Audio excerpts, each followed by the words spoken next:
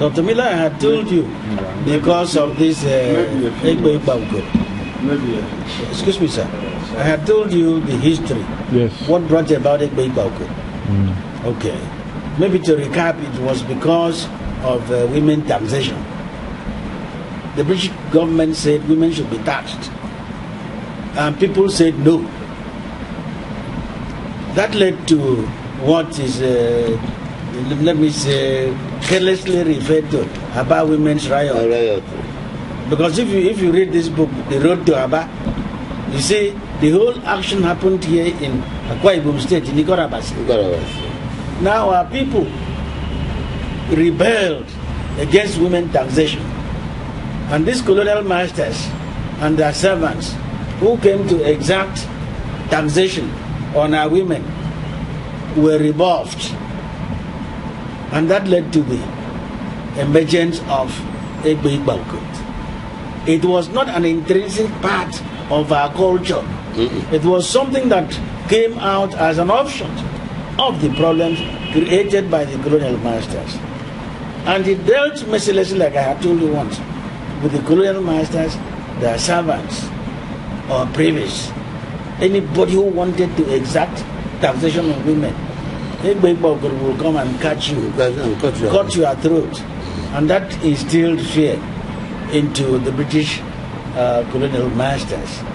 Subsequently, and they called it as such because they had some kind of shoe, Ekpe shoe. Yes. No. You know what they did that time. The shoe was the claws, but the claws, the hands. Yes. Effectively, they had deadly, claws. Like real Ekpe. Than in this, the hands, not purely the legs. Mbara. Yes. Mbara.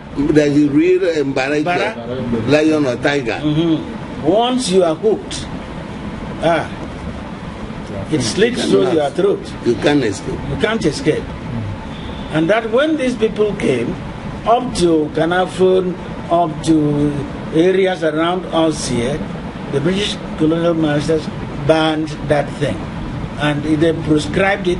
And if you were caught to be a member, or the location, the shrine was located, that was death penalty. So these shrines disappeared. That in itself is the reason why public Ekpe shrines are no more in the hinterland.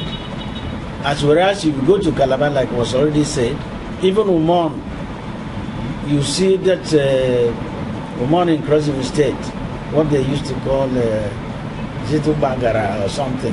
Ikun, you have Akpan, you have Ekpe, Uguakuma, you have Ekpe shrines publicly.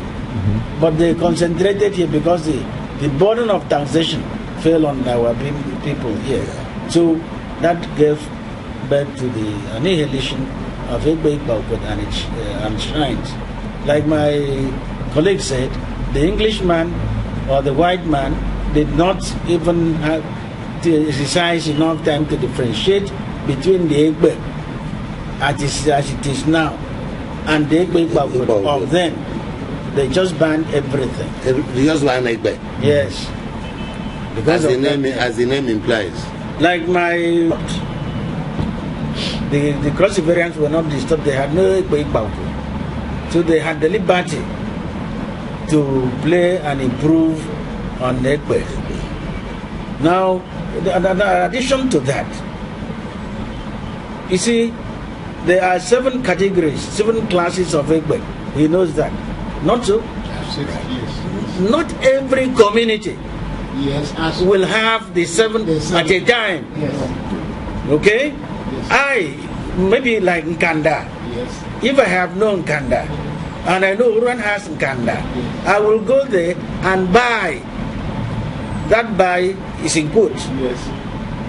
I will go to be initiated at Uran, and the Yamba Ekpe will grant me license to take what I have learned from this point in Uran back home. So if somebody tells you that Ekpe came to his village in 1908, it may not be wrong. It depends on what type of Ekpe, what class of Ekpe went to the village in 1908. I hope I've made that point clear. If you don't have either Mboko, Nyampe, Ogbogo, Nganda, also you go to where these things are. Tell the Yamba you want this thing taken home. After the normal gives and takes, he will give you like what he